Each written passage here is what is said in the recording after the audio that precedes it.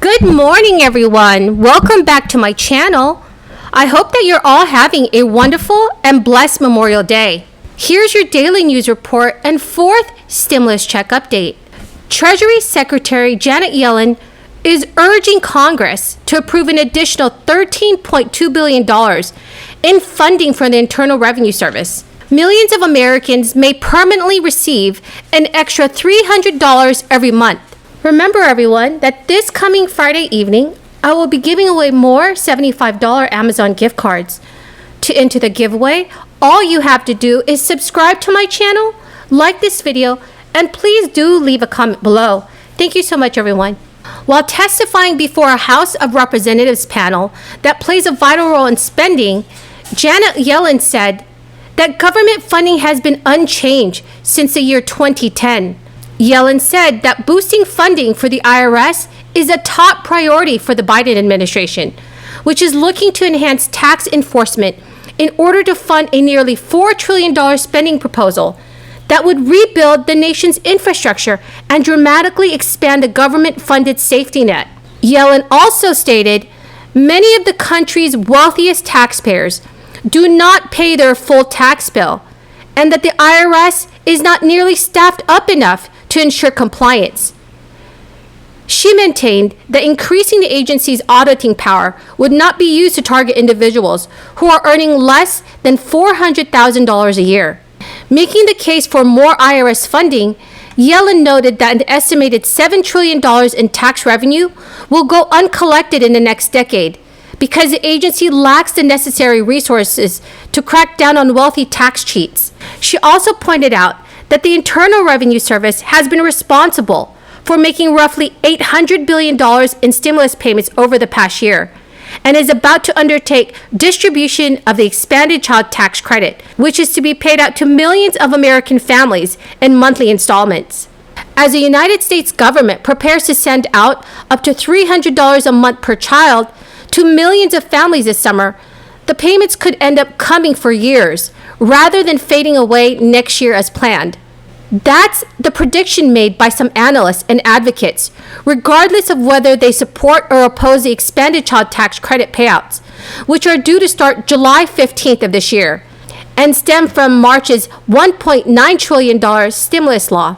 Michael Strain, director of the Economic Policy Studies at the American Enterprise Institute, said, "It is very difficult for me to imagine that this will be going away anytime soon." Strain also stated it's very unlikely that lawmakers would reduce the child tax credit after ramping it up this year.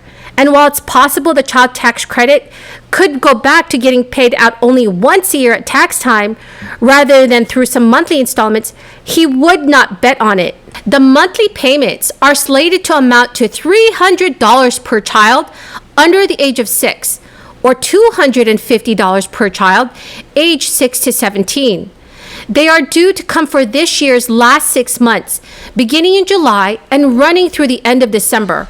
So the total amount disbursed in 2021 for a younger kid will be $1,800, while those with an older kid get $1,500. Then next year at tax time, parents or guardians of children under the age of 6 are due to get another $1,800 per child, bringing their total child tax credit haul for the 2021 tax year to $3,600, while those with the bigger kids receive another $1,500 for a total of $3,000.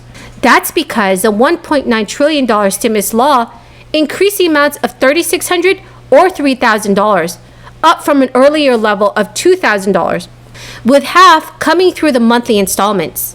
Full tax credit payouts are slated to go to individuals earning up to $75,000 a year, and to joint filers making up to $150,000 a year, with the payments phased out above those income levels. The Biden administration has estimated that payments will go to about 39 million U.S. households, representing 88% of American families with children.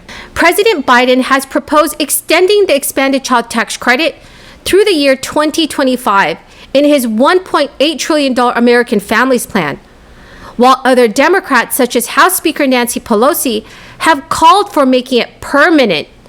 But it's still not clear that the Biden's Families Plan will become a reality, given the narrow Democratic majorities in Congress and expectations that Republicans could take back control of the House of Representatives or the Senate. However, that doesn't necessarily mean the end for the expanded child tax credit, given that prominent Republican lawmakers have proposed somewhat similar programs. The proposals include Utah Senator Mitt Romney's call for a $350 monthly benefit for younger children, with $250 for older kids, as well as Missouri Senator Josh Hawley's proposed parent tax credit of $6,000 for single parents, with $12,000 for married parents filing a joint tax return.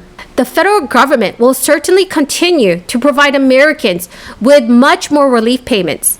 So everyone, what are your thoughts on making the expanded child tax credit permanent? Please leave your thoughts in the comment section below. In Wisconsin, our unemployment rate is at 3.8%. So again, commodities will go up and down, but as that labor shortage, which by the way is created by government action, we're flooding the marketplace with dollars, personal savings, pent-up demand. That's going to fuel inflation. But the fact that we have incentivized people to stay on the sidelines, not engage in the labor market, and not offer their services is going to drive up the price of labor. That doesn't go up and down. That only ratchets up in one direction. Now, you may say that, hey, that's good. If you get a 5% wage increase, it's not very good, though, if prices go up 6 or 7%, which is what we're on a trajectory to achieve. That is sticky inflation. That's here to stay. And my concern is that creates an expectation of future inflation. And I know I'm reading articles saying there's no way we could ever return to stagflation. I'm seeing the conditions. I'm seeing the ingredients being concocted here for potential stagflation. You increase taxes, that's going to harm our economy. When businesses can't get the commodities, everybody's on allocation for resin supplies, for lumber. When they can't find the labor, you're not going to produce the products. They can't get the component parts they're manufacturing. That's going to also harm our economy and potentially snuff it out, the recovery. You combine that with inflation, you've got stagflation. One final example of how difficult it is in Wisconsin, for example, to find labor is Milwaukee County just announced they're canceling fireworks 2 years in a row. Not because of COVID this time, because they literally can't find the people to put on the fireworks display. Now, I realize that's a small example, but it's just showing the headwinds we've caused here by federal plus-up to unemployment that fortunately about 21 Republican governors have announced that they're not going to take anymore. But we called for it in Wisconsin. Governor Evers has ignored our plea to stop accepting that so that Wisconsin employers can start hiring people. But again, we have to be concerned about long-term wage inflation that will be surpassed by the rate of inflation, and it'll wipe out those gains. So that is the end of the video, everyone, for this morning. I do hope you found this video helpful. Remember that this coming Friday evening, I will be giving away another $75 Amazon gift card. To enter the giveaway, all you need to do is subscribe to my channel, share, and like the video. And please leave a comment below. Thank you so much, everyone, and have a very, very blessed Memorial Day.